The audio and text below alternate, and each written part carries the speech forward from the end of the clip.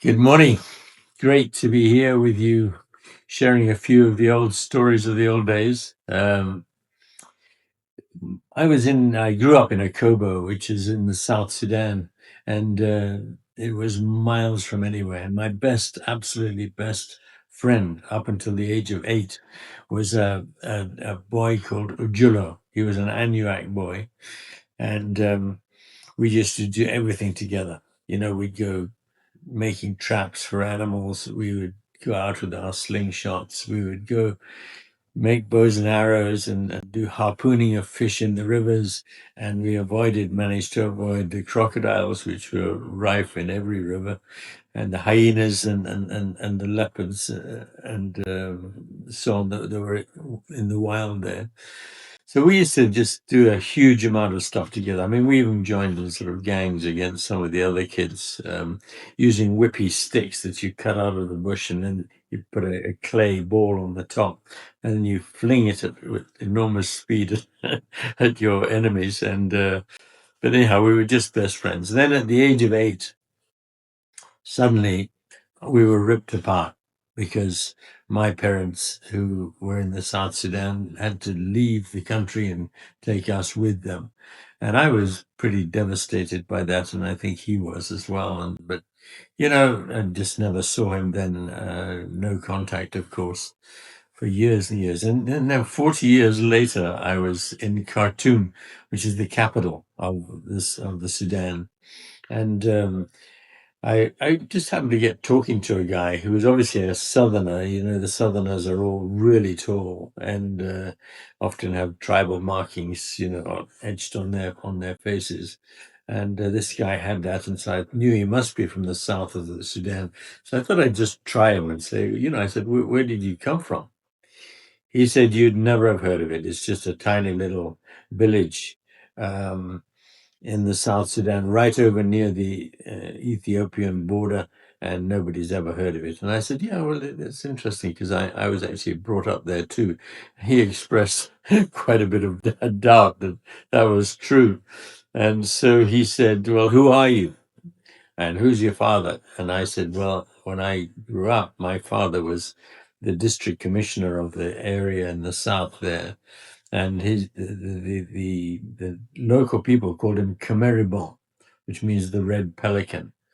And he said immediately he knew who he was, and he then placed me as obviously the eldest son of Cameribon, and he knew all about my family and so on. And so we got talking about the Sudan, about Akobo and what had happened, and I thought I'd just sort of shoot an arrow at a venture and see if he'd happened to have ever heard of Ojulo. So I said, do you happen to know a guy who was called Ojulo in that area from Akobo? And I said he was my best friend when I grew up. And he said, "Well, Ojulo it's obviously an Anuak name, and the Anuak is one of the tribes that were down there."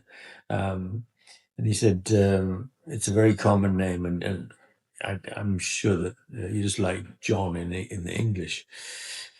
So I said, well, this was Ujula, who was the son of the cook of Cameribon, whose name was Kwan. And he thought for a while, and just a little while. So his name obviously was Ojulo Kwan, which means he's the son of Kwan. And he thought to himself for a bit and thought, I think I know who that is. I think he's alive, and I think he's here in Khartoum. I couldn't believe it. And but the next day, I got a chance to go and meet up with my old boyhood friend from 40 years before, and he was an old grizzled character with I think 8 kids, and had spent much of his time on the run and in refugee camps during the wartime there. Um, but the first thing he said to me when we met up was, "You see this scar?" He said on the top of on the top of his head here. I said, "Yes." And he said, "Do you remember how I got that?" So I said, "I have no idea. I don't remember that story." And he said, well, what happened was that your father made a swing that we could sit on out of mahogany, which is a very, very heavy wood.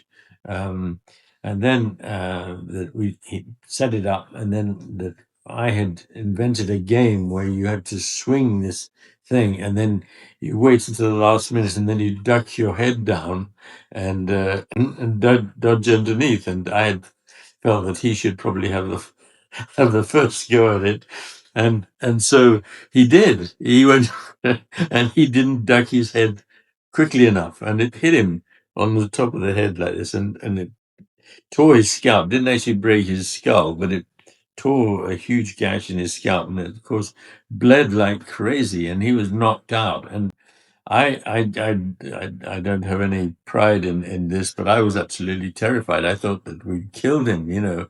And so my brother and I legged it and ran for the trees, as it were, and left him there.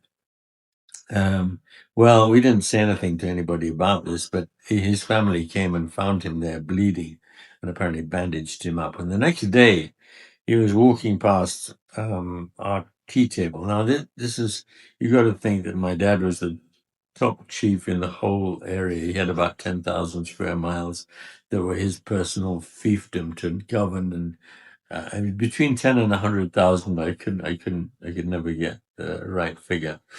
But he's a real big cheese. And so he called Ojulo over to the table, a little 7-year-old boy, and he said, Ojulo, he said, what happened to your head? And he said, well, I had an accident. And my dad said, well, I have heard from people who are surrounding you that one of my sons hit you on the head with a rock. And he said, I take this very, very seriously, and I will not allow that to happen. And so he handed him a rock and said, I want you to take this rock and I want you to hit on the head the boy who hit you. So it's an eye for an eye and a tooth for a tooth. And Ojulo said, no, no, no, no. It was just, just an accident. It wasn't either of them that hit me on the head. It was the swing that we were playing with. But that was the first thing that entered his mind after 40 years, was this apparent injustice by a white boy, and then being treated as given honor by my dad, who was the head chief, if you like, of the whole area. But it was just fascinating. Anyway, I was so delighted to meet up with my friend Ojulo again and to learn that lesson from him. And that's the story of Ojulo. And I never managed to keep in touch, which I should have done somehow.